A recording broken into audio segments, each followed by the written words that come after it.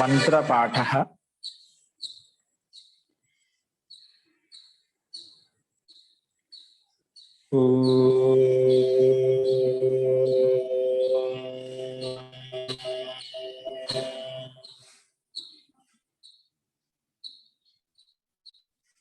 सहनाववतु सहनौ भुनक्तु सह वीर्यं करवावहै तेजस्विनावधीतमस्तु मा विद्विषावहै। ओम शांति शांति शांति।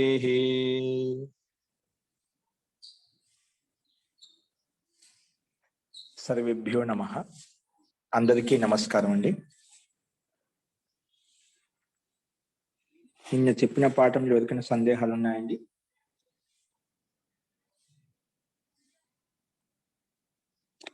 అస్తు ప్రకృత మనుషరామః। మనము 26వ సూత్రం చెప్పుకుంటున్నాం। విభూతి పాదంలో మనము ఈ యమ నియమాలను ఆచరించడం వలన వ్యక్తికి ఎటువంటి విభూతి కలుగుతుంది, ఎటువంటి ఐశ్వర్యం కలుగుతుంది, అందులో ముఖ్యంగా సంయమం ద్వారా, సంయమం అంటే ధారణ ధ్యాన సమాధి ద్వారా ఒకే విషయంలో లీనం చేసినప్పుడు ఎటువంటి విభూతులు కలుగుతాయనే విషయం చెప్పుకుంటున్నాము। అదే క్రమంలో 26వ సూత్రంలో భువన జ్ఞానం సూర్యే సంయమాత్ అని చెప్పుకున్నాము। సూర్యుడి మీద, భౌతిక సూర్యుడి మీద సంయమం చేయడం ద్వారా ఆ సూర్యుని యొక్క ప్రకాశం, సూర్యుని యొక్క గతివిధి ఎంతవరకైతే ఉందో, ఎన్ని లోకాల వరకైతే ఉందో ఆ లోకాలలో ఉన్నటువంటి జ్ఞానం అంతా కూడా ఆ యోగి తెలుసుకోగలుగుతాడు అని చెప్పుకుంటున్నాం ఈ విషయాన్ని। కాబట్టి ఈ విషయంలో సూర్యుడి మీద సంయమం చేయడం ద్వారా ఎటువంటి విషయాలు తెలుస్తాయని 7 లోకాల యొక్క పరిజ్ఞానం మనకు తెలుస్తుందని చెప్పుకున్నాం నిన్న। 7 లోకాల్లో, అందులో 7 లోకాలకి మధ్యలో కొన్ని పాతాళ లోకాలు ఉన్నాయి, కొన్ని నరక లోకాలు ఉన్నాయి, అవి చెప్పుకున్నాము। ఇంకోటి ఈ పాతాళ లోకం, నరక లోకం తర్వాత దాని పై భాగంలో 8వ స్థానంలో ఈ వసుమతి భూమి ఉంది। ఇది 7 ద్వీపాలతో యుక్తమై ఉంది ఇప్పుడు మనకు ఉన్నటువంటి భూమి। ఇది ఆ భూమికి 7 ద్వీపాలకు మధ్యలో సుమేరు పర్వతం ఉంది। ఆ సుమేరు పర్వతం కూడా 7 పర్వత శ్రేణులతో లీనమై ఉంది। ఆ 7 పర్వత శ్రేణులు కూడా సుమేరు పర్వతంకి 4 వైపులో ఉన్నటువంటి 7 పర్వతాలు ఏవైతే ఉన్నాయి అవి చాలా ఉత్కృష్టమైన స్థితిలో, అంటే స్ఫటికమణి ఆకృతిలో, ఇంకా వైధూర్యమణి ఆకృతిలో,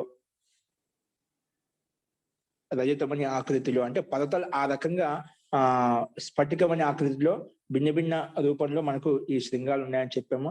ఆ శృంగాలను అంటిపెట్టుకుని, అంటే ఆ పర్వత శ్రేణులను అంటిపెట్టుకుని చాలా మనకు కొన్ని పేర్లు చెప్పుకున్నాము, ఏ లోకాలు ఉన్నాయని చెప్పి। ఇప్పుడు ఇవన్నీ కూడా విదేశాల్లో ఉన్నాయి, కొన్ని కొన్ని మనం సంకేత రూపంలో చెప్పుకున్నాము। తుర్కిస్తాన్,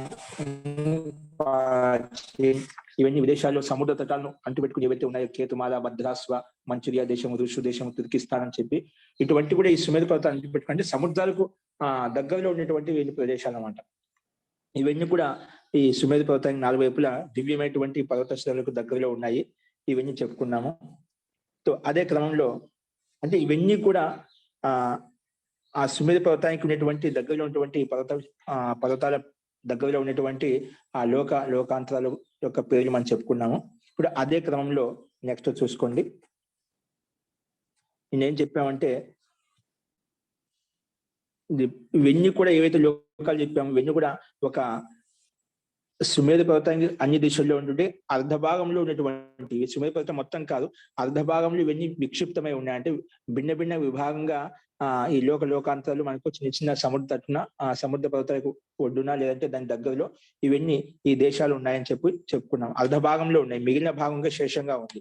ఇంకా ఏమి ఉన్నాయి, ఎటువంటి మనుషులు అక్కడ నివసిస్తున్నారు, ఎటువంటి దేవ మనుషులు ఉన్నారా, లేదంటే సామాన్య మనుషులు ఉన్నారా, వాళ్ళు ఎటువంటి దివ్యమైన శరీరం కలిగిన వాళ్ళు, వాటిలో ఉండేటువంటి యోగ్యత ఏంటి అనేది ఈ విషయం గురించి ఇంకా విస్తృతంగా ఇక్కడ కింద ఇచ్చారు చూడండి, స్లైడ్ మీద చూసుకోండి।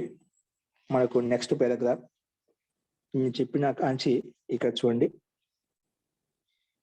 సా ఖలు అయం, ఇక్కడ నుంచి నేను రెడ్ మార్క్ ఇచ్చాను చూడండి, దాని కింద నుంచి పారాగ్రాఫ్ చూసుకోండి। సా ఖలు అయం శత సహస్ర ఆయామో జంబూ ద్వీప, ఏంటంట సా ఖలు అయం, ఈ ఆయామం ఎలా ఉందంటే సుమేరు పర్వతం యొక్క ఆయామం 100 సహస్ర ఆయామం, అంటే 100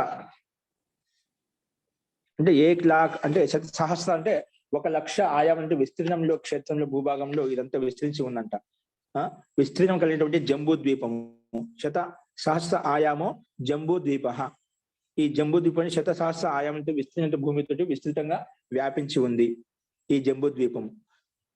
తర్వాత ద్విగుణేన లవణోదదిన వలయాకృతిన వేష్టిత. ఇది రెండింతలు, దానికంటే రెండింతలు ఇంకేముందంట, సముద్ర ద్విగుణేన లవణోదదిన అంటే లవణ సముద్రం అంటే ఇప్పుడు అక్కడి సముద్రం కదా, క్షార సముద్రంతో యుక్తమై ఉందంట, అంటే ఉప్పు సముద్రంతో బాగా యుక్తమైందంట. లవణోదదిన వలయాకృతిన వేష్టిత. ఇంకా అక్కడ వలయాకృతి ఆకారంలో ఆ దది సముద్రాన్ని అంటే ఆ క్షార సముద్రాన్ని అంటిపెట్టుకుని ఇదంతా ఈ జంబూ ద్వీపం రెండింతల రూపంలో విస్తృతంగా వ్యాపించి ఉంది. ఈ లవణ సముద్రం అనేది క్షార సముద్రం అనేది వ్యాపించి ఉంది. వలయాకృతిన వేష్టిత అంటే వలయాకార రూపంలో మొత్తం ఆవరించి ఉంది. తర్వాత తతశ్చ ద్విగుణాః శాక కుశ క్రౌంచ శాల్మల గోమేధ పుష్కర ద్వీపాః సముద్రాశ్చ సర్షప రాశి కల్పాః సవిచిత్ర శైలవతం స ఇక్షురస సుర సర్పి దధి మండ క్షీర స్వాదూదకాః.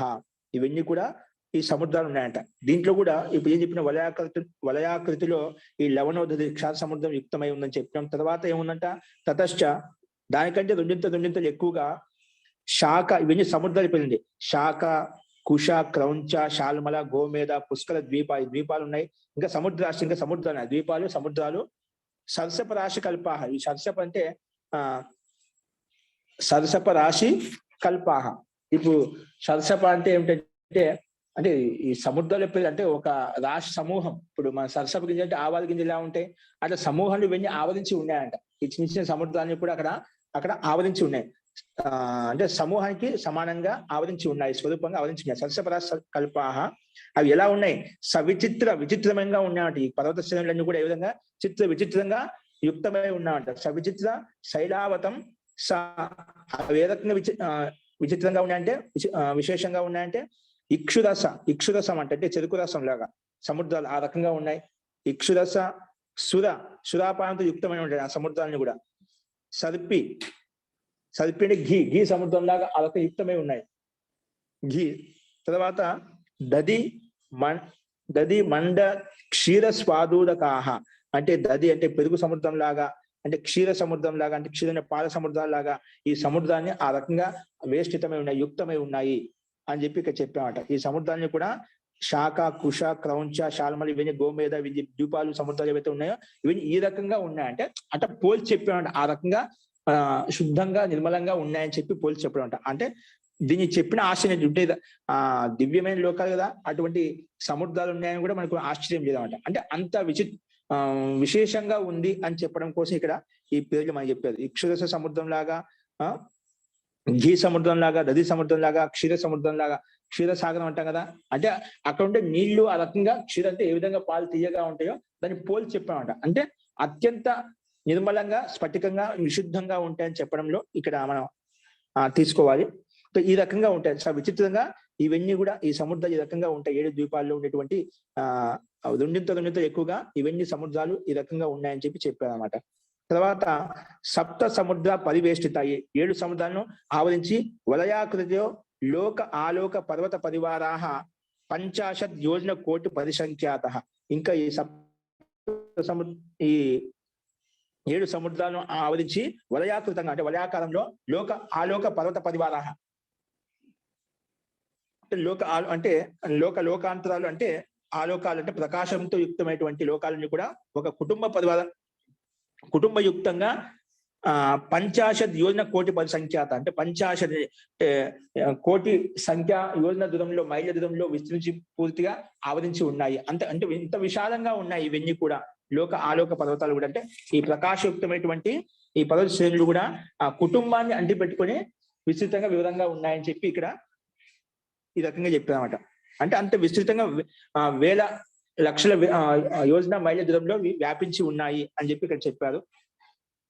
ఇదంతా కూడా ఎట్లుంది, తద్ ఏతత్ సర్వం సుప్రతిష్ఠిత సంస్థాన మండ మధ్య వ్యూఢం. ఇదంతా కూడా ఒక సుపరిచితంగా వ్యవస్థితంగా ఒక ఈ సప్త సముద్రాలకు ద్వీపాలకు ఎదురుగా ఒక వ్యవస్థితంగా భిన్న భిన్నంగా వ్యూఢంగా రచించి ఉందంట. భిన్న భిన్నంగా అక్కడ యుక్తమై ఉన్నాయన్నమాట. ఇదంతా ఎలా ఉంది? ఈ మొత్తం బ్రహ్మాండం అంతా ఇప్పుడు చెప్పిన సప్త సముద్రాలు ద్వీపాలు ఉండేటువంటి అంత పిండం అంతా కూడా అండం అంతా ప్రధానస్య అను అవయవో యథా ఆకాశే కద్యోత ఇది. అండం చ ఇప్పుడు చెప్పిన సప్త సముద్రాలు ఏ రకంగా ఉన్నాయని భిన్న భిన్న పేర్లు చెప్పుకున్నారు. ఈ రకంగా సముద్రాలు ఉన్నాయని చెప్పి ఈ అండం అంతా అంటే ఈ పిండం అంతా ఈ భూభాగం అంతా ఎలా ఉందంట? ప్రధానస్య అను అవయవో యథా ఆకాశే కద్యోత ఇది. అంటే ప్రధానస్య అణు అంటే ఈ ప్రధాన ప్రకృతిగా ఒక అణు మాత్రం అంతే కేవలం. ఇదంతా చెప్పే సప్త సముద్రాల గురించి, మన ద్వీపాల గురించి, సముద్రం గురించి ఏవి చెప్పుకున్నామో, పర్వత శ్రేణుల గురించి చెప్పుకున్నామో, ఇవంతా ఒక అవయవ రూపం. అంటే ప్రధాన ప్రకృతిగా ఒక అవయవం మాత్రమే. ఎలాగంటే యథ ఆకాశ కద్యోత, ఈ విస్తృతంగా కనిపించే ఆకాశంలో ఒక జిగును పురుగు ఎలా ఉంటుంది, జిగును మెరిచేటువంటి పురుగు ఎలా ఉంటుంది, అది ఏ రకంగా ఒక అవయవ రూపంలో ఉంటుంది. ఇప్పుడు చెప్పినంత ఒక అవయవం మాత్రమే. ఇంకా చెప్పండి చాలా విశాల బ్రహ్మాండం చాలా ఉంది, విస్తృతంగా ఉంది అని చెప్పి ఇక్కడ మనకు చెప్పామన్నమాట.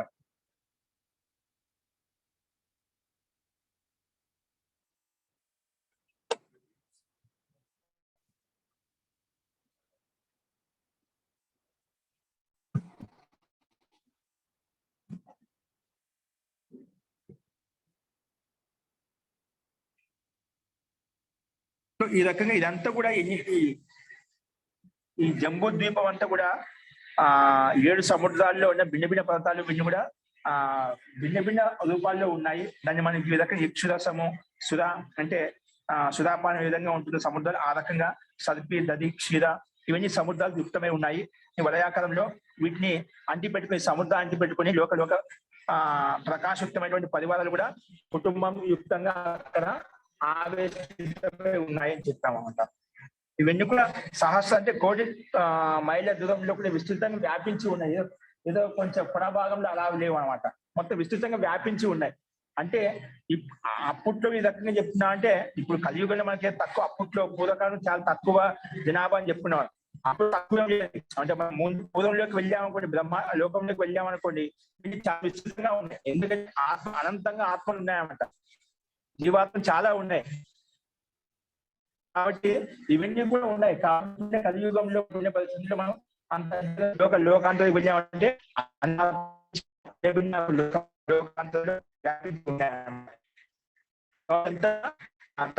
మహోదయ బ్రేక్ అవుతున్నారండి. మహోదయ సంస్థాన మండల మధ్య బ్రేక్ అవుతున్నారండి. మహోదయ అర్థం లేదండి, బ్రేక్ అవుతున్నారండి. ఇప్పుడు అర్థమవుతుందా? ఇస్తుందండి, ఇప్పుడు క్లియర్ గా ఉందండి. ఆల్మోస్ట్ 1 నిమిషం పాటు బ్రేక్ అయిపోయిందండి. ముఖ్యంగా ఇదంతా కూడా సప్త సముద్రాలు ఏ విధంగా భిన్న భిన్న సముద్రాలతో యుక్తమై ఉన్నాయో ఆ సముద్రాన్ని అంటి పెట్టుకుని వాటికి దగ్గరలో ఆవేశ కుటుంబ పరివారాలు కూడా, ప్రకాశవంతమైన పరివారాలు కూడా, అంటే దివ్యమైన పరివారాలు కూడా అక్కడే ఉన్నాయి.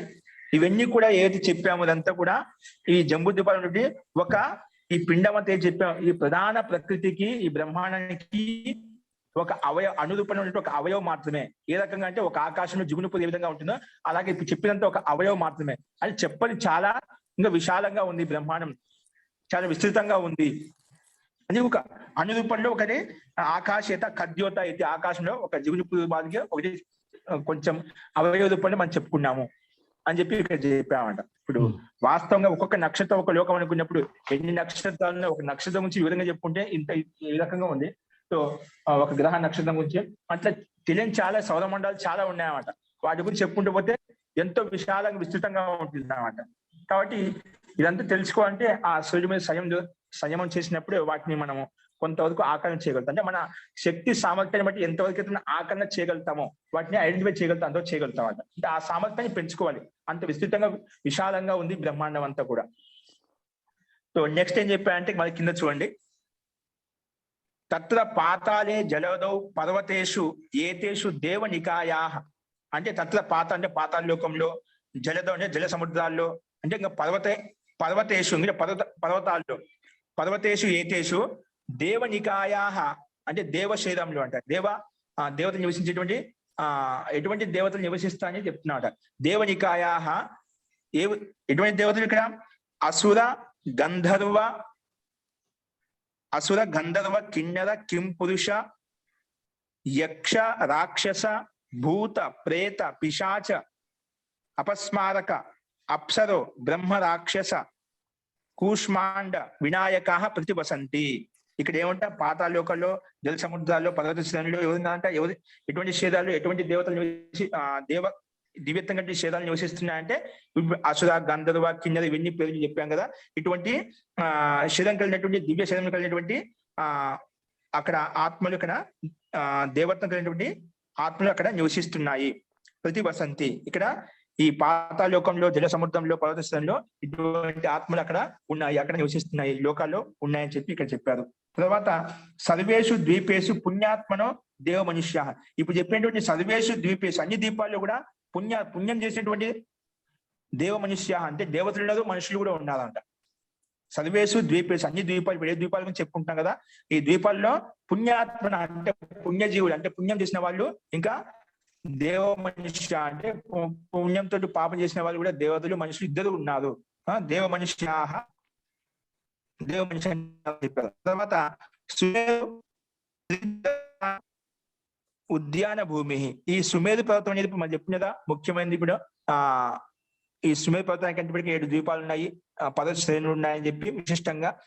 ఇవన్నీ ఎలా ఉన్నాయంట, ఈ పక్కన ఉండే దేశాంతరానికి లోకాంతరానికి సముద్రానికి ఇది ఉద్యాన భూమిగా ఉంది. అంటే అంత సుందరంగా ఉంది. చెప్పుకున్నదా ఈ 7 జంబూ ద్వీపాల మధ్యలో ఉందంటే ఇది ఉద్యాన క్షేత్రంగా ఉంది అంట.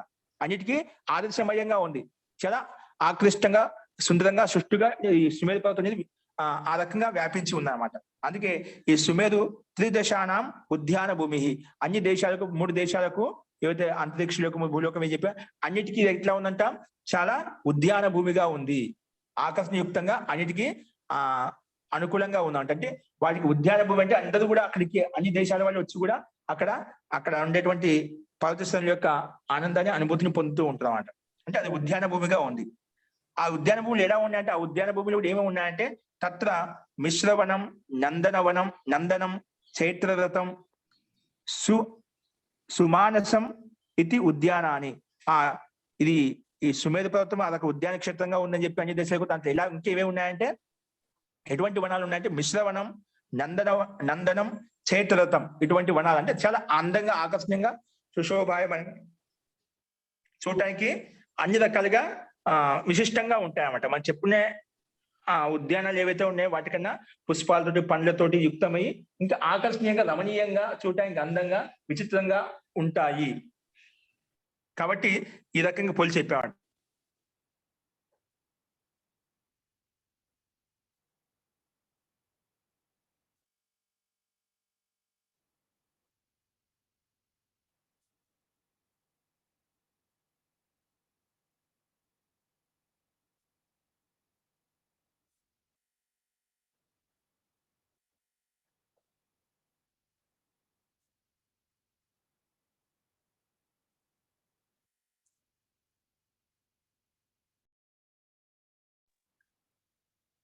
వినపట్లేదు మహోదయ. ఏం వినపడట్లేదండి. అదే ఇప్పుడు వినిపిస్తుంది చూడండి. ఇప్పుడు మనకు ఈ సుమేరు పర్వతం ఉద్యాన భూమిగా ఉందని చెప్పాము. ఆ ఉద్యాన భూమిలో కూడా ఎటువంటి వనాలు ఉన్నాయంటే ఎటువంటి ఆకర్షణీయంగా రమణీయంగా ఉన్నాయంటే ఒకటి మిశ్రవనం చెప్పాము, అందులోనే నందనం చెప్పాము, చైత్రరథం అని చెప్పుకున్నాము.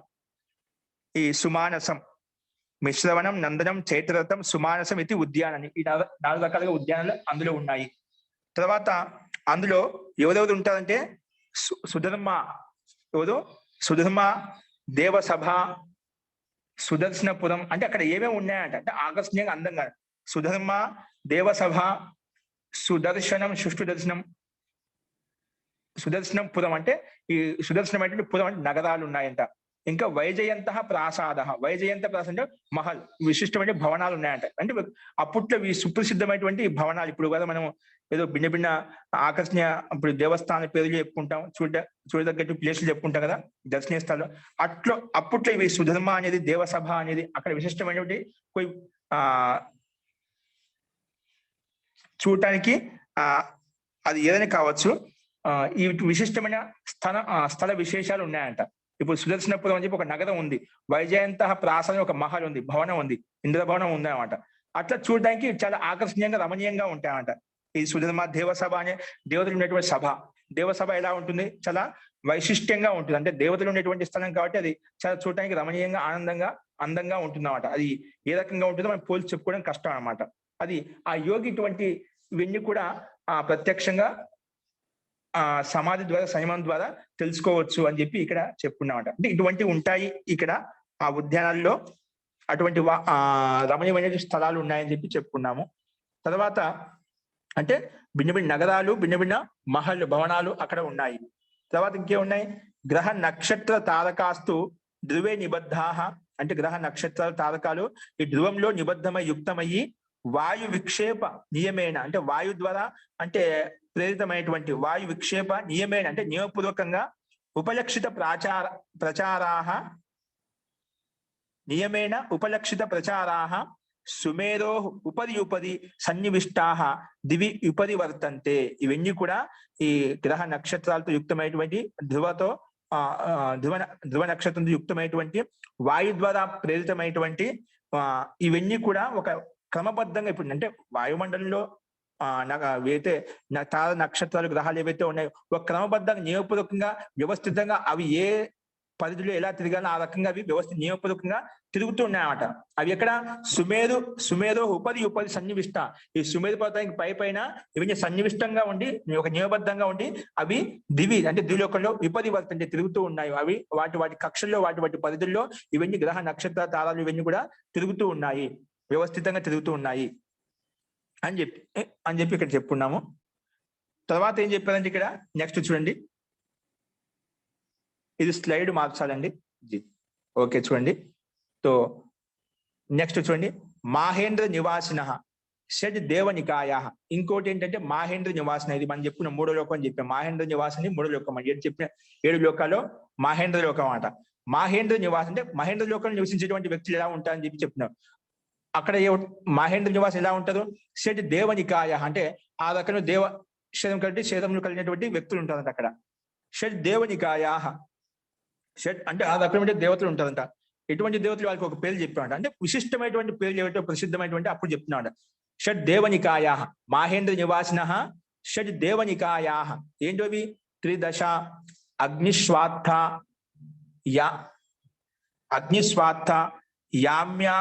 యామ్యా స్తుషిత అపరినిర్మిత వశవర్తిన పరినిర్మిత వశవర్తినశ్చ ఇది. ఆ రకాల దేవనికాయ శరీరాలు ఎలా ఉంటాయంట, త్రిదశ అగ్నిస్వార్థ యామ్యా స్తుషిత అపరినిర్మిత వశవర్తిన పరినిర్మిత వశవర్తినశ్చ ఇది. ఇట్లా ఈ రకాల దివ్యమైన దేవతలు అక్కడ ఉంటారని చెప్పి మాహేంద్ర లోకంలో ఇక్కడ ఆ రకాలమైనటువంటి ప్రసిద్ధమైన పేర్లు ఇక్కడ మనం చెప్పుకున్నామంట. వీళ్ళందరూ కూడా ఎలా ఉంటారు, తే సర్వే సంకల్ప సిద్ధ.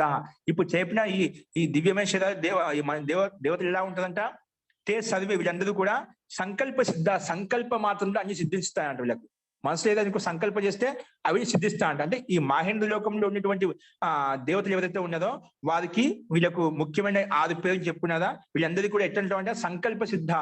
అంటే వీళ్ళంతా సంకల్పంలో మనసులో అనుకుంటే అన్ని కూడా సిద్ధిస్తాయన్నమాట. అంత శక్తి, అంత ఐశ్వర్యం, అంత విభూతి వాళ్ళకు ఉంటుందన్నమాట.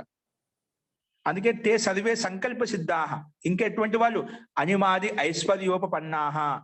అనిమ గరిమ మన లగిమ ప్రాకామ్య ప్రకాష్ట అని చెప్పి కొన్ని సిద్ధులు ఉన్నాయి కదా, అనిమాది సిద్ధులు ఉన్నాయి కదా, అవన్నీ వాటి యుక్తమే ఉంటుందండి. ఇక్కడ ఉండేటువంటి ఈ మహేంద్ర లోకంలో ఉన్నటువంటి దేవతలు ఎలా ఉంటారంట, ఈ 6 ఈ సంకల్ప సిద్ధం అంటే మనసులో ఏదనుకుంటే అదే సంకల్పంతో అన్ని సిద్ధిస్తాయి. ఇంకా అనిమాది సిద్ధులతో యుక్తమే ఉంటుంది, అనిమాది సిద్ధులతో సంపన్నమై ఉంటుందంట. అనిమాది ఐశ్వర్య సంపన్న, అనిమాది అష్టైశ్వర్యాలతోటి అష్టసిద్ధులతోటి సంపన్నమై ఉంటారు. ఇంకెట్లా ఉంటారంట, కల్పాయుషో వృందారకా. కల్పాయుషో వృందారకా. ఇంకా కల్పాయుష్ అంటే ఒక కల్పం అంటే ఒక సృష్టి అంటే ఆ సృష్టి వరకు ఒక సృష్టి కాలం ఎంతైతే ఉంటుందో అంతవరకు ఆయు వాళ్ళే ఉంటారంట. అంటే ఆయు వాళ్ళకు మధ్యలో మనం కదా సగటు 100 ఏళ్ళ ఆయుష్, 400 వర్షంలో ఆయుష్ అని చెప్తాం కదా. ఇప్పుడు మహాభారత కాలం, రామాయణ కాలం, భీష్మ పితామహుడు మనకు ప్రత్యక్షంగా గమనిస్తున్నాడు. 400 సంవత్సరాలు వరకు జీవించాలని చెప్పి. అలాగా తో ఆయు 400 వరకు ఉండొచ్చు చెప్పి మనం రామాయణ మహాభారతం చెప్పుకుంటూ వస్తున్నాం. అట్లా అంత కాకుండా కల్పాయుష్యం అంటే ఒక సృష్టికాలం వరకు ఆయు దీర్ఘకాలం తీసుకుని ఉంటారంట.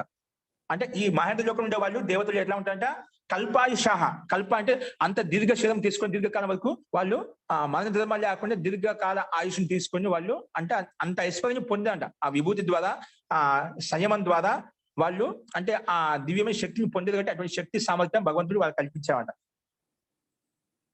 కల్పాయుషు వృందారక అంటే కల్ప పర్యంత ఆయు, దీర్ఘకాలం ఆయు పర్యంతం వాళ్ళు ఉంటారు. అంటే మధ్యలో ఇంక ఎటువంటి వాళ్ళకు మళ్ళీ మృత్యు జన్మ అంటే దీర్ఘకాలం ఆయు ఉంటుంది అన్నమాట. కల్ప కాలం వరకు. ఇప్పుడు ఒక సృష్టికాలం ఎంతైతే ఉందో ఈ సృష్టికాలం 1000 కోట్ల మరణిస్తున్నాం, చనిపోతున్నాం.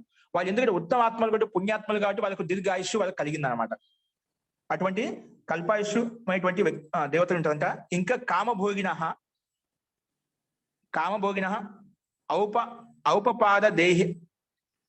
ఔపపాదిక దేహాః ఉత్తమ అనుకూలాభి అప్సరోభిః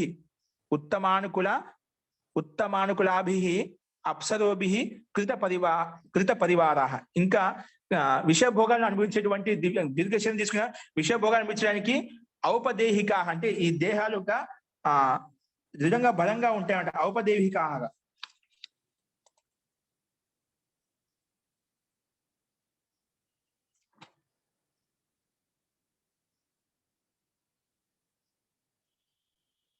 అంటే ఇక్కడ ఔపదేహిక అంటే దివ్యమైన శరీరం నిర్మించుకొని వాళ్ళు కుటుంబయుక్తంగా ఉంటాయి. కృత పరివార అంటే అప్సరసలతోటి, దివ్యమైనటువంటి వ్యక్తులతోటి అక్కడ అంటే విషయవాసన భోగాలను అనిపించడం కోసం వాళ్ళు ఈ లోకంలో ఉంటున్నమాట. అందుకే దేవతలు అందరూ కూడా బ్రహ్మలోకంలో ఉంటా అని చెప్పి అంటుంటాం కదా. అంటే దివ్యమైన శరీరము పుణ్యాత్ములు కాబట్టి అక్కడ ఆనందానుభూతాన్ని, విషయభోగాలు అనుభవిస్తూ అక్కడే ఉంటది అన్నమాట. అందుకే కామభోగిన ఔపపాదిక దేహాః ఉత్తమానుకూల అభిః అంటే ఉత్తమ అనుకూలమైనటువంటి అప్సరసలతోటి కృత పరివార అంటే ఆ పరివారాన్ని నిర్మించుకుని అక్కడ ఉంటారు వాళ్ళంతా దేవతలు కూడా.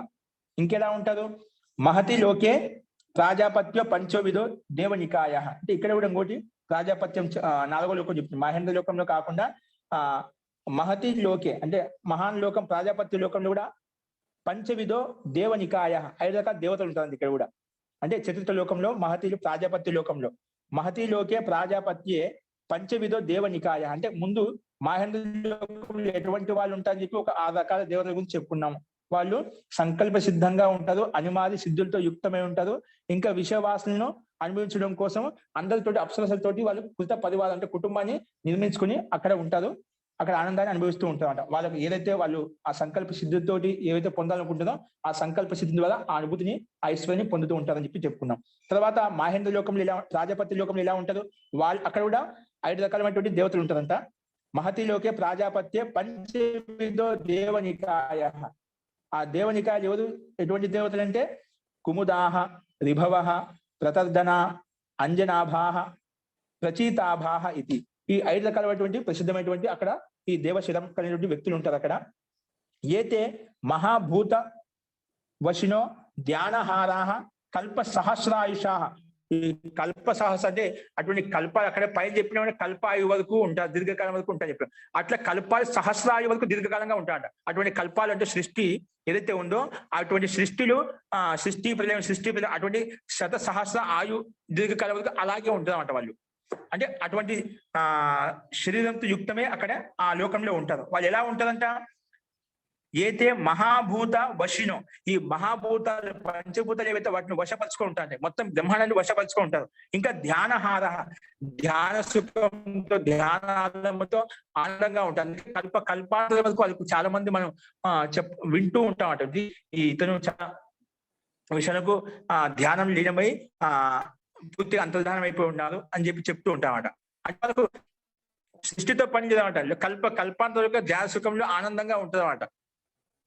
అంటే ఇటువంటి సంకల్ప సిద్ధి కలిగినటువంటి వ్యక్తులు ఉంటారు ఎక్కడ, ఈ ప్రాజాపత్య లోకంలో. మహతి లోకే ప్రాజాపత్య పంచవిధ దేవనికాయ దివ్యమైన శరీరం కలిగినటువంటి వ్యక్తులు ఉంటారు. వాళ్ళు ఎలా ఉంటారంటే మహాభూతో వశిన, ఈ మహాభూతాలను వశపరుచుకొని ఉంటారు. ఇంకా ధ్యానహార, ధ్యాన సుఖంతో ఆనందంగా అంటే ఎల్లప్పుడు ధ్యాన సుఖంలోనే ధ్యానమగ్నం అయిపోయి ఉంటారు అన్నమాట. ధ్యానం ద్వారా ఆనందాన్ని పొందుతూ ఉంటాడు. ధ్యానాహారాహ కల్ప సహస్రాయుష పర్యంతము వాళ్ళు దీర్ఘకాల పర్యంతం అట్లా ధ్యాన సుఖంలోనే ఇంకా ఈ పంచభూతాలను వశపరుచుకుని ఆనందాన్ని బుద్ధిని పొందుతూ ఉంటారు అక్కడ. ఆ సమయంలో ఆ రకంగా ఉంటది 5 రకంలో ఉన్నటువంటి దేవతలు అని చెప్పి ఇక్కడ ప్రజాపతిలో ఈ రకంగా ఉంటాయని చెప్పి చెప్పుకున్నాము. నెక్స్ట్ ఇలా చెప్పిన తర్వాత ప్రథమే బ్రహ్మణో, ఇప్పుడు మనము బ్రహ్మలోకం 3 రకాలు చెప్పినాం. జనలోక, తపోలోక, సత్యలోక అని చెప్పి.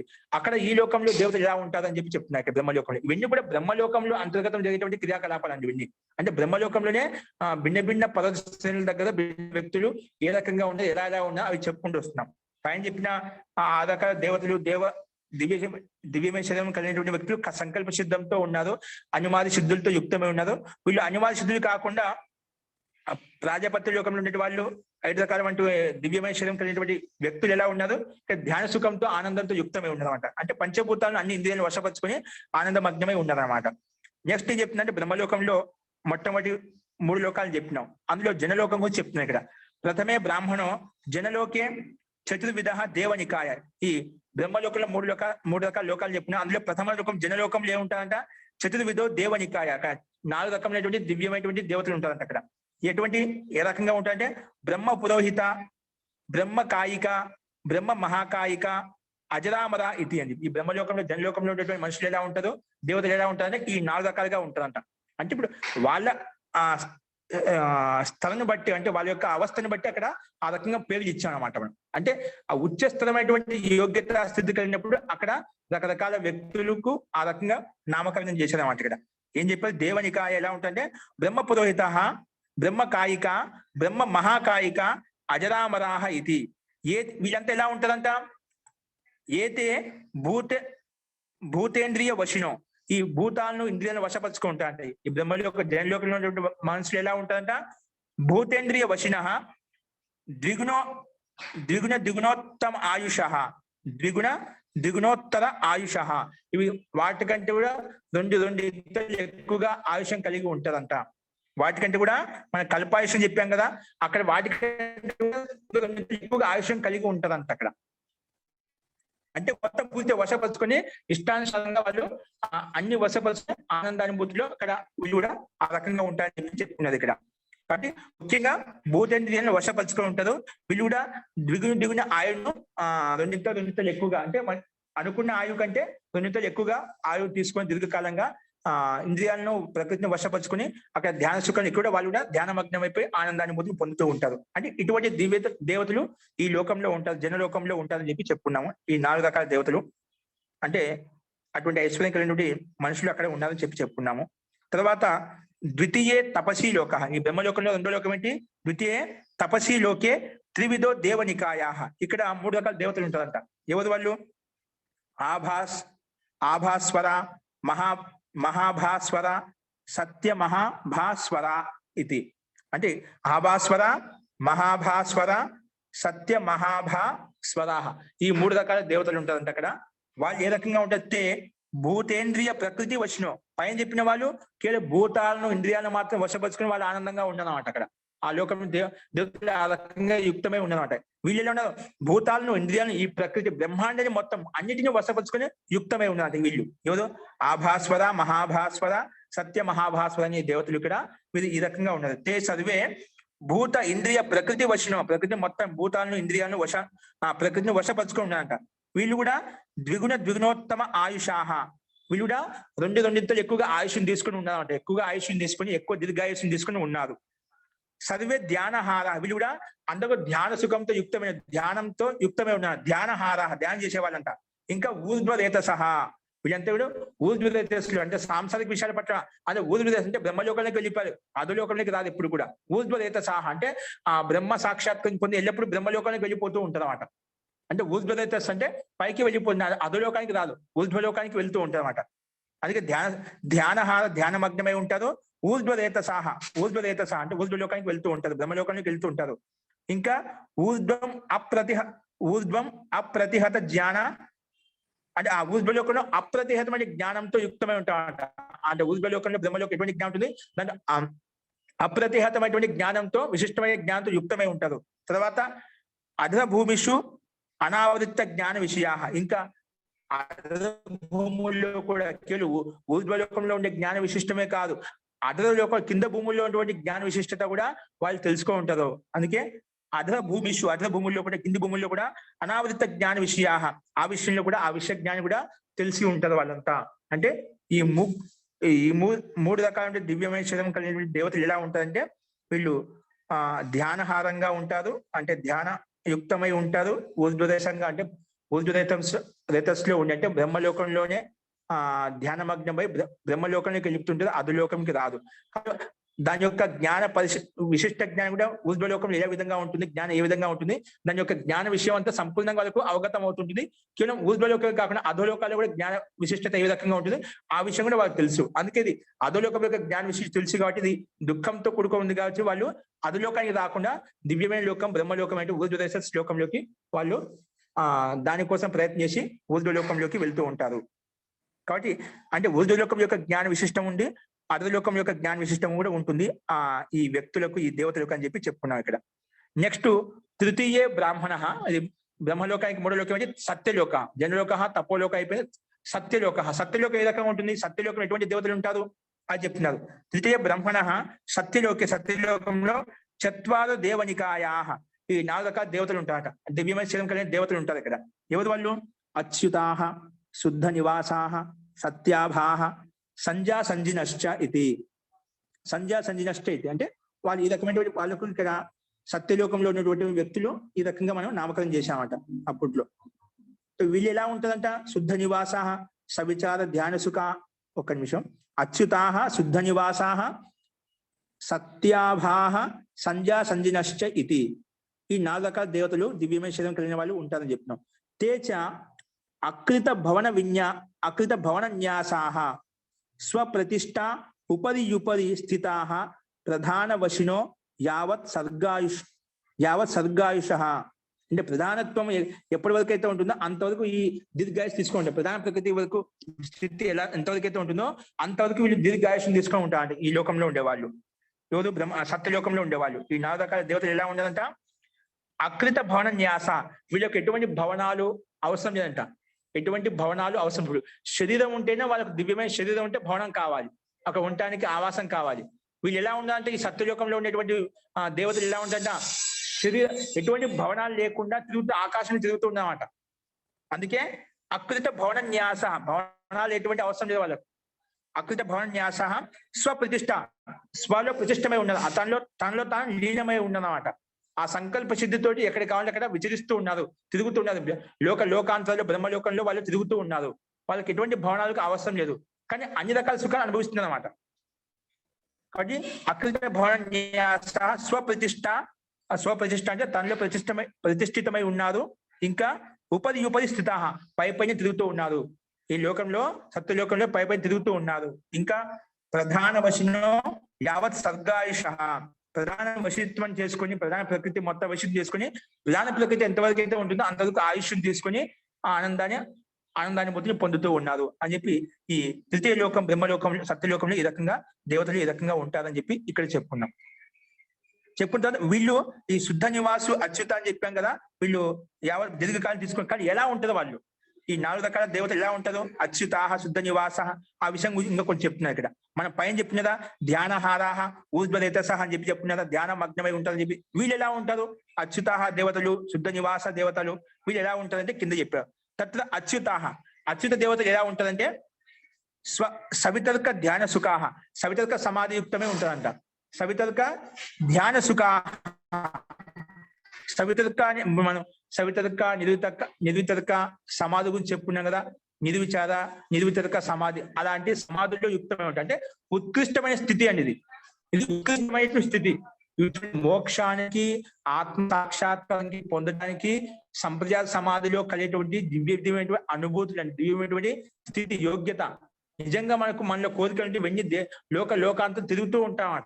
మనకి ఒకటేసారి భగవంతుడు పరమాత్మ ముక్తినివ్వడు, మోక్షాన్నివ్వడు. ముందు ఇక్కడ ఏవైతే ఈ బ్రహ్మాండం ఏవైతే ఉన్నాయో విశాలమైన క్షేత్రం ఏదైతే ఉందో బ్రహ్మాండం ఏదో ముందు అక్కడ దివ్య లోకాంతం వెళ్ళి విచరించు, ముందు అక్కడ ఆనందాన్ని అవుతున్న పొందు అన్ని చూపిస్తానమాట. నీకు ఏది కావాలో తిరిగి వచ్చేసాయి. ఇవన్నీ కాదు వద్దు అనుకున్నప్పుడే అప్పుడు లాస్ట్ నీకు మోక్షానికి తీసుకెళ్తాడు. అది వీటి లోకాంతర కన్నా విశిష్టమైన సుఖం ఉంటుంది అక్కడ. కానీ ముందు ఇవన్నీ ప్రలోభాలను మొత్తం చూపిస్తాడు. ఈ విషయంలో ఉపనిషత్తులో కథ విని ఉంటుందండి. నచికేతుడు యమాచార్య యొక్క కథ. యమాచార్యుడు నీకు నాకు మృత్యు యొక్క రహస్యం కావాలని చెప్తానమాట. నచికేత యమాచార్యుని అడుగుతానమాట. కానీ మృత్యు యొక్క రహస్యం అడగవద్దు, కానీ నీకు దీర్ఘకాలం వరకు ఆయుష్ ఇస్తాను, అన్ని రకరకాల సకల ఐశ్వర్య భోగాలు నీకు అన్ని అందజేస్తాను, నీకు దీర్ఘాయుష్యం కల్పాయుష్యం ఇస్తాను అని చెప్తాను. రకరకాల ప్రలోభాలు లోకాంతాన్ని మొత్తం గురించి వివరిస్తానమాట. నాకు ఏమి వద్దు, నాకు కేవలం మోక్ష సుఖం కాదు, మృత్యుని జయించాలి, నేను ముక్తిని పొందాలి అనే ఒక లక్ష్యంగా పెట్టుకొని అదే కావాలని చెప్పి కోరుకుంటామట. అంటే ఇవన్నీ కూడా పరమాత్మ యొక్క సుఖాన్ని పొందుతాయి, ముక్తి యొక్క సుఖాన్ని పొందుతాయి. ఇవన్నీ కనిపించేటువంటి మనకు ఐశ్వర్యాలు, అనుభూతులు. అంటే దివ్య లోకాల్లో లోకాంతంలో మనం తిరిగి విచరించవచ్చు. అంటే ఇవన్నీ అనుభూతిని పొందిన తర్వాత అన్నిటి దేశమాత అక్కడక్కడ కొంచెం ఇప్పుడున్న సుఖాన్ని పోల్చుకొస్తే అవి ఎక్కువగా ఉంటాయన్నమాట. అవి కూడా మోక్ష సుఖాన్ని చూసుకున్నామంటే మనం ముందు చెప్పుకున్నాం, ఇవన్నీ మోక్ష సుఖాపేక్ష, మోక్ష సుఖాన్ని పోల్చుకొని ఇవన్నీ కూడా అసలు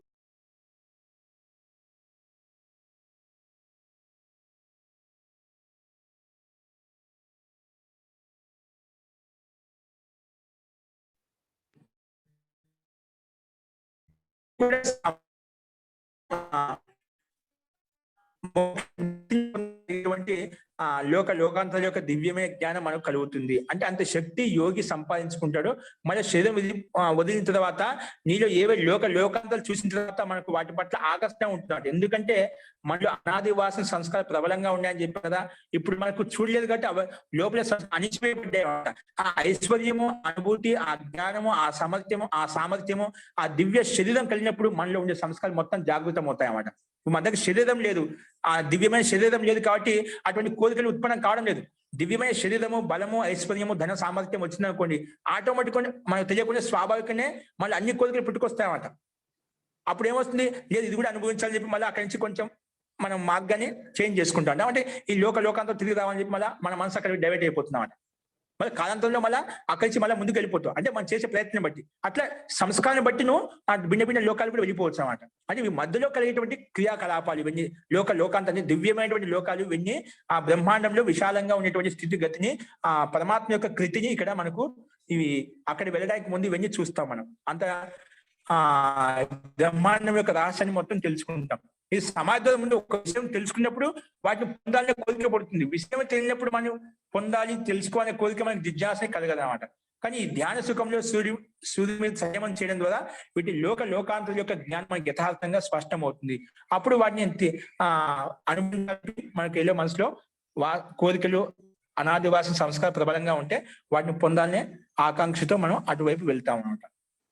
అస్తు ఇక్కడ తత్ర అచ్యుత దేవతలు ఎలా ఇంకా ఉంటారంటే సవితర్క ధ్యాన సుఖ, సవితర్క సమాధితో యుక్తమై ఉంటారంట, ఆనందం యుక్తమై ఉంటారు. తర్వాత శుద్ధ నివాస దేవతలు ఎలా ఉంటారు, శుద్ధ నివాసాహ సవిచార ధ్యాన, వీళ్ళు వాళ్ళకంటే కొంచెం సూక్ష్మంగా ఉంటారు. ముందు వాళ్ళు కొంచెం సవితర్కంగా, కొంచెం వాళ్ళకంటే కూడా సూక్ష్మంగా లోపల దిగి ఆనందాన్ని పొందుతూ ఉంటారు. శుద్ధ నివాస సవిచార ధ్యాన సుఖాహ. సత్యాభ దేవతలు ఎలా ఉంటారు, ఏ రకంగా ఆనందాన్ని పొందుతూ ఉంటారంటే ఆనంద మాత్ర ధ్యాన సుఖ, సవిచార సవితర్క ఆనంద. ఇక్కడ ఆనంద మాత్ర ధ్యాన సుఖ, ఆనంద మాత్రమే ధ్యానంలో పూర్తి, ఆనందంలో పూర్తి లీనమై ఉంటారు, ఆనందంలో ఓతప్రోతమై ఉంటామట, ఆనందంలో మగ్నమై ఉంటారు. ఎవరు, ఈ సత్యాభాదేవులు ఆ రకంగా లీనమై ఆనందాన్ని పొందుతారు.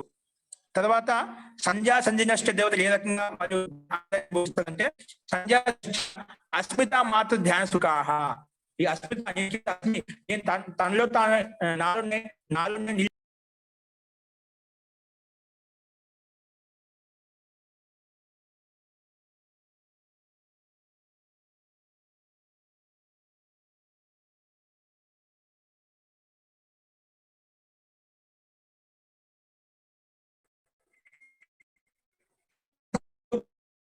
ఆనందానుభూతిని పొందుతారు. అస్మితామాత్ర సుఖంలో వాళ్ళు ఆనందంగా ఉంటారు. అస్మితామాత్ర సుఖంలో వాళ్ళు ఆనందంగా ఉంటారు, అంటే ఆ ధ్యాన సుఖంలో ఆనందంగా ఉంటారు. తేపి వీళ్ళందరూ కూడా తేపి త్రైలోక్య మధ్య ప్రతిష్ఠంతి. తే అపి అంటే వీళ్ళందరూ కూడా పైన చెప్పిన వాళ్ళందరూ కూడా తేపి త్రైలోక్య అంటే 3 లోకాలు, మనకు భిన్న లోకాలు చెప్పిన త్రైలోక్య మధ్య, ఈ త్రిలోకాలకి మధ్యలోనే ప్రతిష్ఠంతి. వీళ్ళంతా కూడా ఈ త్రిలోక మధ్యలో ఉన్నారు. ఇంకా మనం ముక్తిలోకి వెళ్ళేదంటే, ముక్తికి వెళ్ళడానికి ముందే వీడిని లోకాంతరం గమనం చేస్తున్నాడు, విహారం చేస్తున్నాడు. అంటే ఎక్కడికి దేవతలు, ఏ దేవతలు ఏ రకంగా వాళ్ళు ఆనంద అనుభూతిని పొందుతున్నారు, ఏ రకమైన స్థితిలో ఉన్నారని చెప్పి మనం చూస్తున్నాడు. ఈ సంయమం ద్వారా లోకాంతంలో ఉండే దేవతలు కావచ్చు, మనుషులు కావచ్చు,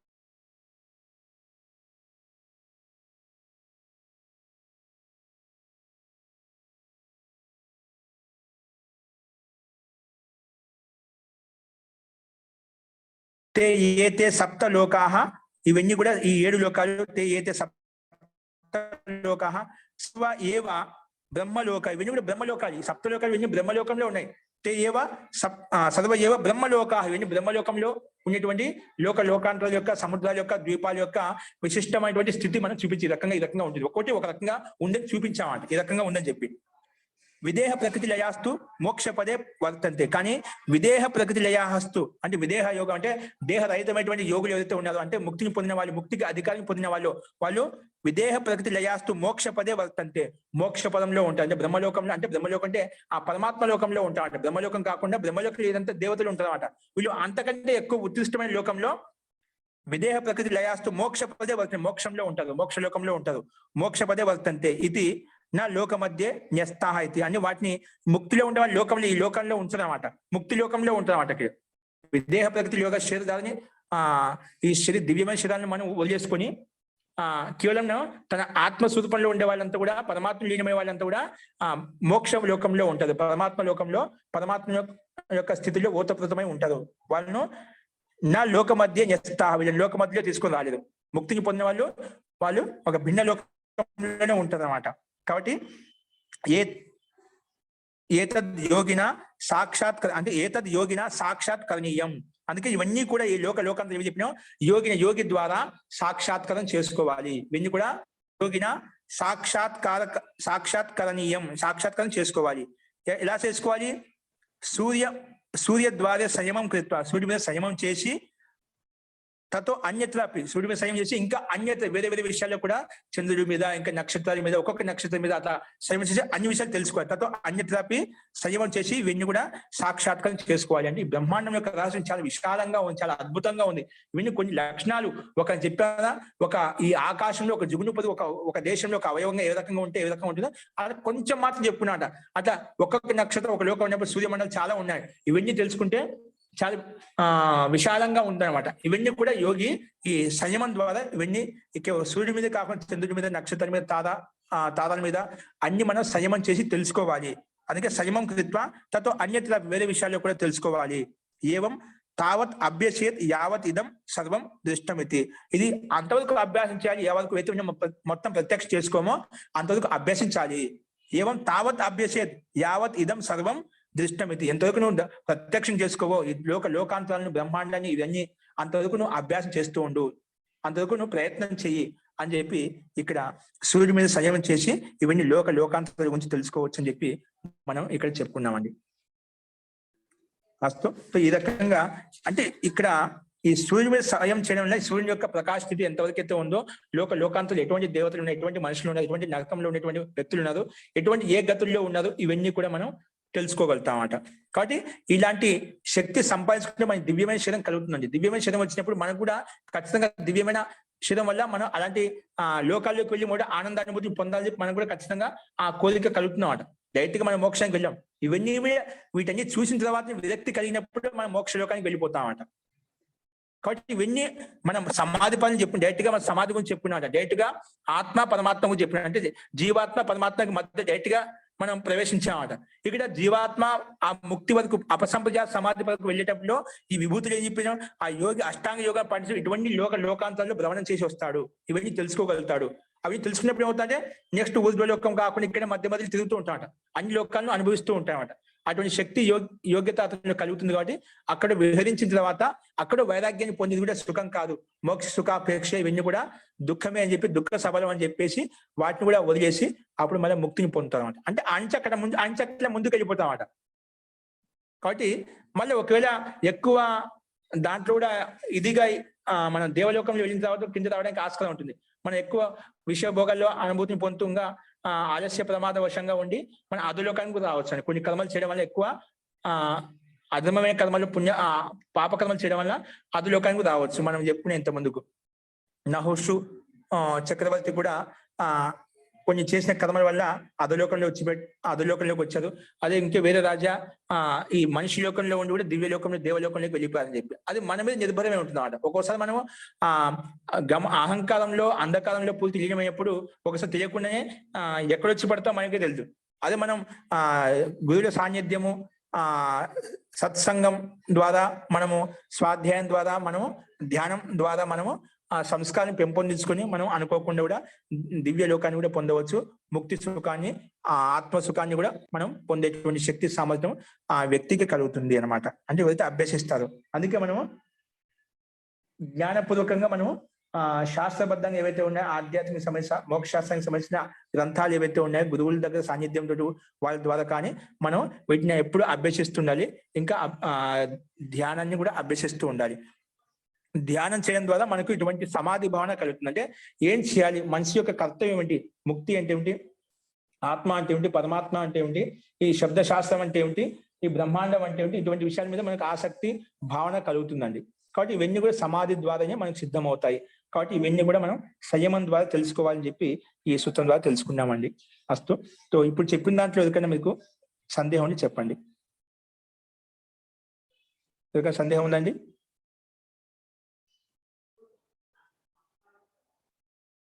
అస్తు. సో అదే విధంగా కింద చూడండి, ఇది ఏంటండి, హరి ఓం.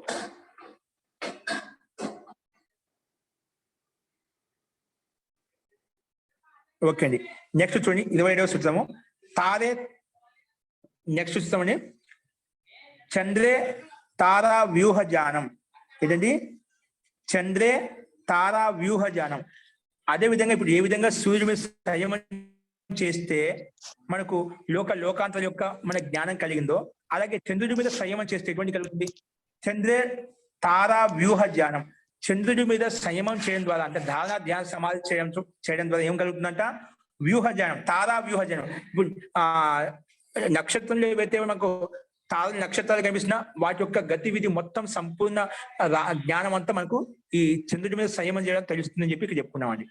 అందుకే చంద్రే తారా వ్యూహ జ్ఞానం అంటే చంద్ర మీద సంయమం చేయడం ద్వారా ఏ తార ఏ నక్షత్రం ఏ స్థితిలో ఉంది, ఏ పరిధిలో ఉంది, ఏ కక్షలో ఉంది, వీటిని వాటి యొక్క వ్యూహ జ్ఞానం అంటే వ్యూహ రహస్యం అంతా మనకు తెలుస్తుంది అని చెప్పి ఇక్కడ చెప్తున్నమాట. అందుకే వ్యాసభాషలో అది చెప్పారు, చంద్రే సంయమం కృత్వ తారానం వ్యూహం విజానీయార్. చంద్రుడి మీద సంయమం చేసి ఆ తార నక్షత్రాల యొక్క వ్యూహ జ్ఞానాన్ని మనం రహస్యాన్ని మనం తెలుసుకోవచ్చు అని చెప్పి ఇక్కడ సింపుల్ గా ఒక అక్షరం చెప్పారు అనమాట. అంటే ఒక వాక్యం చెప్పారు ఇక్కడ. సో చంద్రుడి మీద సంయమించడం ఆ తారమండలం ఏదైతే ఉందో వాటి యొక్క రహస్యాలను కూడా మనం తెలుసుకోవచ్చు అని చెప్పి ఇక్కడ చెప్పుకున్నాం. నెక్స్ట్ మళ్ళీ ఏం చెప్పండి, ధ్రువే తద్గతి జ్ఞానం. నెక్స్ట్ 28వ సూత్రం ఏం చెప్పుకున్నాము, ధ్రువే తద్గతి జ్ఞానం. ధ్రువ నక్షత్రం మీద, ధ్రువ నక్షత్రం ఏదైతే ఉందో ధ్రువ తార ఏదైతే నక్షత్రంలో తార గురించి చెప్పండి, ధ్రువ తార ఇది భిన్న తార గురించి చెప్పుకుంటారు కదా. ధ్రువ తార మీద సంయమం చేసి అంటే కొంచెం ఈ తార నక్షత్రాలు ధ్రువ తార కొంచెం ప్రసిద్ధమైన నక్షత్రం అన్నమాట, విశిష్టమైన విశాలమైనటువంటి నక్షత్రం. ధ్రువే తద్గతి జ్ఞానం. ధ్రువ తార నక్షత్రంలో సంయమం ద్వారా ఆ ధ్రువ నక్షత్రం తార ఏదైతే ఉందో వాటి యొక్క గతి యొక్క జ్ఞానం మనం తెలుసుకోవచ్చు అని చెప్పాను. అంటే ధ్రువ తారగా సంయమం చేయడం ద్వారా దాని పరిధిలో ఏ నక్షత్రాలు ఉన్నాయి, ఏవైతే ఉన్నాయో ఏ కక్షలో ఉన్నాయో వాటి యొక్క జ్ఞానం కూడా మనం తెలుసుకోవచ్చు అని చెప్పి ఇక్కడ చెప్పుకున్నాం. ఇదే విషయాన్ని కూడా సింపుల్ గా వ్యాస భాషలో ఏం చెప్పి అంటే తతో ధ్రువే సంయమం కృత్వ అంటే చంద్రుడి మీద సంయమం చేసిన తర్వాత అలాగే ధ్రువ తార మీద సంయమం చేయడం ద్వారా తతో ధ్రువే సంయమం ధ్రువ నక్షత్రం మీద ధ్రువ తార మీద సంయమం చేసి తారానం గతి విజానీయార్. ఇక్కడ తార యొక్క అంటే నక్షత్రం యొక్క గతి విజ్ఞాన్ని మనం తెలుసుకోవచ్చు, విజాని తెలుసుకోవాలి. ఇంకా ఊర్ధ్వ విమానేషు కృత సంయమ తాని విజానీయాత్. ఊర్ధ్వ విమానేషు కృత సంయమ తాని విజానీయాత్ అంటే ఊర్ధ్వ విమానాల్లో ఏవైతే అంటే 3 లోకాల గతి ఏవైతే ఉందో అంటే ఊర్ధ్వ లోకంలో భిన్న లోకాలు మనం చెప్పుకున్నాం కదా, వాటిలో కూడా ఊర్ధ్వ విమానేషు అంటే ఊర్ధ్వ లోకంలో కొన్ని విశిష్టమైనటువంటి యంత్రాలు ఉన్నాయన్నమాట. వాటి యొక్క జ్ఞానము తెలుసుకోవాలి. ఏ తార అంటే కొన్ని నక్షత్రాలు విమానాకృతిలో ఉన్నటువంటి ఒక గతి ప్రకారం వెళ్తూ ఉంటాయన్నమాట. వాటి యొక్క వ్యూహ జ్ఞానం కూడా మనం తెలుసుకోవచ్చు. ధృవతారమే సంయమం చేయడం ద్వారా వాటి యొక్క ఉర్దూ విమానాల్లో ఉన్నటువంటి లోకాల్లో ఉన్నటువంటి ఉర్దూ విమానాలు అంటే లోకాంతం ఉన్నటువంటి అక్కడ గతి అంటే ఆ తార యొక్క పరిధులు ఏవైతే ఉన్నాయో వాటి యొక్క పరిజ్ఞానం అంతా తెలుసుకోవచ్చు. దానికి ఇక్కడ విమాన రూపాలు చెప్పామంట. అంటే ఆ గతి, ఆ ధృవతార యొక్క గతి ఏ రకంగా ఉంటుందో మనం ఇప్పుడు లౌకికంగా విమానాలు ఏ విధంగా తిరుగుతూ ఉంటాయో వాటి యొక్క గతి విధానం గురించి మనం ఏ రకంగా పరిధులు ఏ రకంగా తిరుగుతాయి, ఏ కక్ష తిరుగుతున్నాయి, వాటి యొక్క గతి యొక్క పరిణామం ఆ దేవతల మీద మనుషుల మీద ఏ రకంగా పడుతుంది, ఈ బ్రహ్మాండం ఏ రకంగా ఉంటుంది, వాటి యొక్క రహస్యం కూడా మనం తెలుసుకోవచ్చు ఇక్కడ మనం వ్యాస భాషలో చెప్పుకున్నామండి. అందుకే ఊర్ధ్వ విమానసు కృత సంయమ అంటే ఊర్ధ్వ విమానాలు అంటే అక్కడ ఉండేటువంటి దగ్గర దాపులో ఉండే ఊర్ధ్వ విమానాలు సంయమం చేయడం ద్వారా అవి ఏ రకంగా ఏ విధంగా ఉండేటివి అని తెలుస్తున్నా. కృత సంయమ తాని విజయాన్ని వాటి గురించి మనం తెలుసుకోవచ్చు అని చెప్పి ఇక్కడ ధ్రువ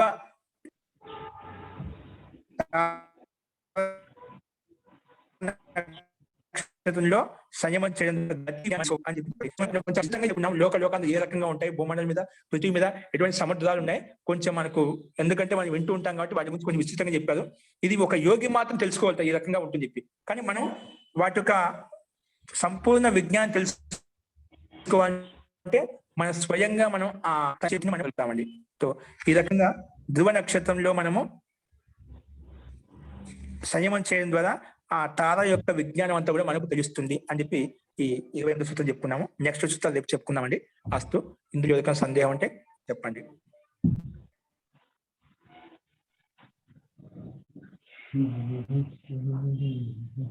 అస్తు. సో ఈ రకంగా మనము సూర్యుడి మీద సంయమం చేయడం ద్వారా, చంద్రుడి మీద సంయమం చేయడం ద్వారా, ధ్రువ నక్షత్రం మీద సంయమం చేయడం ద్వారా వాటి యొక్క గతి విజ్ఞానం మనం మొత్తం తెలుసుకోవచ్చు. ఈ బ్రహ్మాండం యొక్క రహస్యం తెలుసుకోవచ్చు. ఈ బ్రహ్మాండం యొక్క రహస్యం ఏ రకంగా ఉంటుంది కొంతవరకు మనం సినిమాల్లో కూడా చూస్తుంటాం. ఇదంతా కల్పన పరికల్పన ఈ శాస్త్ర ఆధారంగానే వాళ్ళంతా కల్పించి చేసింది అనమాట. అంటే బ్రహ్మాండం గురించి ఇంత విస్తృతంగా విశాలంగా ఉంది. వీటి యొక్క పరిజ్ఞానం మనం ఒక సంయమం ద్వారా తెలుసుకోవచ్చు.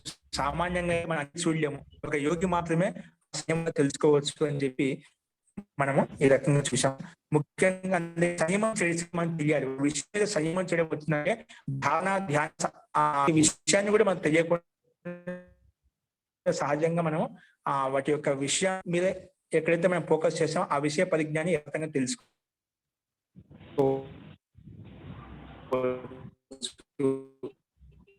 అని చెప్పి ఆ బ్రహ్మాండం యొక్క రహస్యం తెలుసుకోవచ్చు అని చెప్పి మనము ఇక్కడ చెప్పుకున్నామండి. అస్తు. ఇంకా తర్వాత సూత్రాలు మనం రేపు చెప్పుకుందామండి. అస్తు. మంత్రపాఠ. ఓం సర్వే భవంతు సుఖినః, సర్వే సంతు నిరామయాః, సర్వే భద్రాణి పశ్యంతు, మా కశ్చిద్ దుఃఖభాగ్ భవేత్. ఓం శాంతి శాంతి శాంతి. భ్యో నమః. అందరికీ నమస్కారం. నమస్తే మహోదయ. జీ రేపు దీపావళి రేపు దీపావళి సెలవండి. నమస్తే. తెలుగు అవసరమా? నమస్తే మహోదయ. మహోదయ అమావాస్య యజ్ఞం జరుగుతుందండి. దొండకాయలు పండగ కదా, వద్దులే, వద్దు. యజ్ఞం జరుగుతుందండి రేపు. సరే అండి, అయితే రేపు సెలవు పెట్టుకుందాము. ఓకే, రేపు ఒక్కరోజు సెలవు పెట్టుకుందాము. ఎల్లుండి యథావిధిగా మనం క్లాస్ చెప్పుకుందామండి. మహోదయ యజ్ఞం జరుగుతుందా రేపు? రేపు యజ్ఞం ఉంటుంది కాబట్టి రేపు మీకు అనుకూలంగా ఉండే వాళ్ళంతా పొద్దున్న 7 గంటలకు అమావాస్య సందర్భంగా యజ్ఞం ఉంటుంది. దీపావళి కూడా కాబట్టి విశిష్టమైనటువంటి మంత్రాలతోటి యజ్ఞం నడుస్తుందండి. మీరంతా కూడా మీకు యజ్ఞ సామాగ్రి గురించి తెలుసు, అందరికీ కూడా తెలియని వాళ్ళు ఫోన్ చేసి మళ్ళీ కనుక్కోండి. సో అనుకూలంగా ఉండే వాళ్ళంతా ప్రయత్నం చేయండి. రేపు ఈ యజ్ఞ అనుష్ఠానంలో పాల్గొనడానికి అందరూ ప్రయత్నించండి. కాబట్టి 7 నుంచి 8 గంటల వరకు ఉంటుంది. 7 నుంచి 8 గంటల వరకు ఉంటుంది. కాబట్టి సాధ్యమైనంత వరకు అందరూ ప్రయత్నం చేయండి. ఒకవేళ మీరు యజ్ఞం చేయకుండా యజ్ఞం చాలా మంది చేస్తుంటే మీరు ఇక్కడ భాగస్వామ్యం తీసుకుని ఇక్కడ మీరు కూడా ఉపస్థితులు కావచ్చు అండి. కాబట్టి ఉండే వాళ్ళంతా ప్రయత్నం చేయండి. మీకు ఎటువంటి సందేహం ఉండి ఎటువంటి సామాన్లు కావాలనుకున్నా కూడా మీరు వ్యక్తిగతంగా ఫోన్ చేసి చెప్పండి. అస్తు జీ. ఇంకేదో ఎవరో అడుగుతున్నారండి? యజ్ఞము ఎక్కడ జరుగుతుంది అని అడుగుతున్నాను. అంటే ఇక్కడ ఆన్లైన్ అండి. ఇక్కడ నుంచి ఇక్కడ చేస్తూ ఉంటాము. ఇక్కడ నేను కూడా చేస్తుంటే అక్కడ మీరు మీ స్థలాల్లో ఉండి మీరు చేస్తుంటే ఇక్కడి నుంచి నేను చేయిస్తాను. ఇక్కడ నేను చేయిస్తాను. మీరు మీ ఇంట్లో కూర్చొని దానికి సంబంధించిన సామాన్లు అన్ని పెట్టుకుంటేనా ఎలా చేయాలి, ఏ విధంగా చేయాలి, ఇక్కడి నుంచి నేను గైడెన్స్ ఇస్తూ ఉంటాను, చెప్తూ ఉంటాను, నేను కూడా చేస్తూ ఉంటాను. కాబట్టి ఆ రకంగా చేస్తాను. అది మనకు వీడియో కనిపిస్తూ ఉంటుంది. మనకి ఇప్పుడు వాట్సాప్ ఎలా మనం అందరం జాయిన్ అయ్యామో అక్కడ మనకు వీడియోలు ఉంటాయి. కాబట్టి వీడియోలు అందరూ చేస్తూ ఉంటారు. వాళ్ళని చూసి కూడా మనం తెలుసుకోవచ్చు, చూడవచ్చు అనమాట. ఓకేనా? దానికి సంబంధించి ముఖ్యంగా నెయ్యి కావాలి, ఆవు నెయ్యి కావాలి. ఒక 1/2 కిలో ఆవు నెయ్యి తీసుకోండి. సమిదలు కావాలి, మనకు మామిడి పుల్లలు కావాలి, మామిడి పుల్లలు కావచ్చు, రావి పుల్లలు కావచ్చు, ఇంకా మర్రి చెట్టు పుల్లలు కావచ్చు. ఈ పుల్లలు ఉంటేనే సమిదలు చిన్న చిన్నగా ఒక అంగుళం మాత్రంలో చిన్న చిన్న తయారు చేసుకోండి. లేదంటే బయట కూడా దొరుకుతాయి. ఒకవేళ నగరాల్లో ఉండే వాళ్ళకి దొరకపోవచ్చు ఆ చెట్లు విని, మామిడి పుల్లలు విని. బయటకు పూర్ణావతి సామాగ్రి ఎక్కడైతే దొరుకుతాయో అక్కడ మనకు వాళ్ళని అడిగితే ఈ సమిదలు కూడా మనకి ఇస్తారండి. అన్ని రకాల సమిదలు మనకు అక్కడ ఉంటాయి, వాళ్ళ దగ్గర ఉంటాయి. కాబట్టి పూర్ణావతి సామాగ్రి తోటి సమిదలు కూడా తెలుసుకోవచ్చు అండి. కాబట్టి ఒకటి పూర్ణావతి సామాగ్రి, ఎండు కొబ్బరి గిన్నె తీసుకోండి, ముఖ్యంగా నెయ్యి. ఈ 3 వస్తువులు ఉంటేనే మనం మన యజ్ఞం ని నిర్విఘ్నంగా కొనసాగించుకోవచ్చు అండి. ఇంకా ఆ రోజు ఏదైనా మధుర పదార్థం చేసుకోండి మన ఆహుతి ఇవ్వడం కోసము. అది మహోదయ ఒకసారి మొదలు పెట్టాక ఎప్పుడైనా ఇబ్బంది అవుతే ఆపచ్చా మహోదయ? మరి నేను అది ఇబ్బంది లేండి, మన కులంలో చేసుకోవచ్చు, లేదంటే చేసుకోదు. ఏదో చేసుకుంటే నీకు అదే ఫలితం ఉంటుంది. ఏదో చేసి ఏదో పుణ్యం వస్తుంది. ఏదో చేస్తే అదే పుణ్యము, చేయకుంటే పుణ్యం ఉండదు. అంతే ఉంది. మన చేతుల్లో ఉందండి. ఏదో బ్యాంకులో డబ్బులు వేసామంటే ఉంటాయి, ఏకుంటే ఉండవు. అంతే ఉంది. పుణ్యం సంపాదించుకోవడానికి యజ్ఞమే శ్రేష్ట కదం అంటే. దీంట్లో ఒకరోజు చేసాను, 2 రోజు చేయకుంటే ఏమైనా అవుతుంది? ఏం కాదు. ఒకరోజు ఇంట్లో రోజు ఊడ్చుకుంటున్నాం, 2 రోజులు ఊడ్చుకుంటే ఏమైనా అవుతుందా? ఏం కాదు. కాదు దుమ్ము ధూళి ఎక్కువ పెరగకపోతాయి అనమాట. అట్లా దాంట్లో స్థగితం అవుతుంది అనమాట. అంతే లేదు. దానివల్ల నష్టమేం లేదండి. అట్లా మనం చేసుకుంటే మంచి పని చేయడానికి ప్రయత్నం చేస్తూ ఉండాలి. కాబట్టి అందరూ ప్రయత్నించండి. యజ్ఞం అనేది ఒక శ్రేష్టమైన కర్మ. కాబట్టి రేపు అందరూ 7 గంటలకు ప్రయత్నం చేయండి. 2 గంటల పూజ అందరూ చేస్తూ ఉంటారు. ఉదయం కాబట్టి త్వరగా అయిపోతుంది. 7:30, 7:45 అంటే లోపల అంతా అయిపోతుంది. కాబట్టి విశిష్ట యజ్ఞం ఉంటుంది, రేపు బృహత్ యజ్ఞం ఉంటుంది. కాబట్టి అందరూ ఎలా చేస్తున్నారు, ఏ విధంగా చేస్తున్నారు మీరు రేపు చూడవచ్చు. కావాలంటే తెలియని వాళ్ళంతా కూడా ఏ రకంగా చేస్తున్నారు రేపు విస్తృతంగా చెప్పడానికి ప్రయత్నం చేస్తాం. ఎట్లా క్లాస్ కాబట్టి మనకు సాధ్యమైనంత అందరూ ప్రయత్నం చేయండి రావడానికి. ఎలా చేస్తున్నారు, ఏ విధంగా ఇదే లింక్ అండి. ఇదే విధంగా ఇదే లింక్ ఉంటుంది. 7 గంటలకండి. కాబట్టి రేపు అందరూ కూడా చూడవచ్చు మీరంతా కూడా. 7 గంటలకే అండి. కాబట్టి సమిదలు, మామిడి పుల్లలు, పూర్ణావతి సామాగ్రి అంటే బయట దొరుకుతుంది, అది తీసుకోండి. ఇంకా ఆవు నెయ్యి తీసుకోండి. ఓకేనా?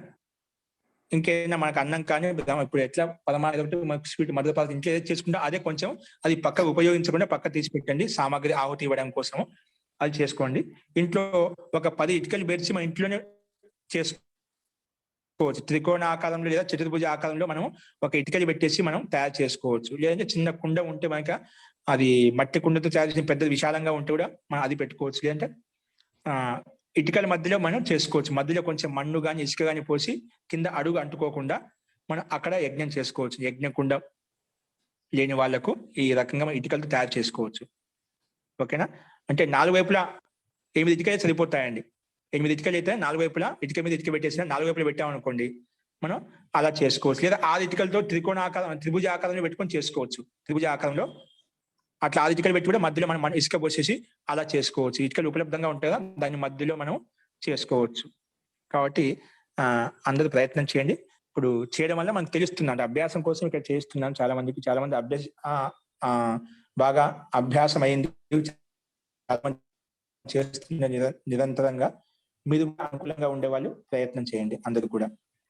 ఓకే అండి. రేపు కొంచెం మనం విశేషంగా వీటి గురించి చెప్పుకుంటూ కూడా మనం ప్రయత్నం చేద్దాం చెప్పడానికి. మీరంతా వస్తే గిన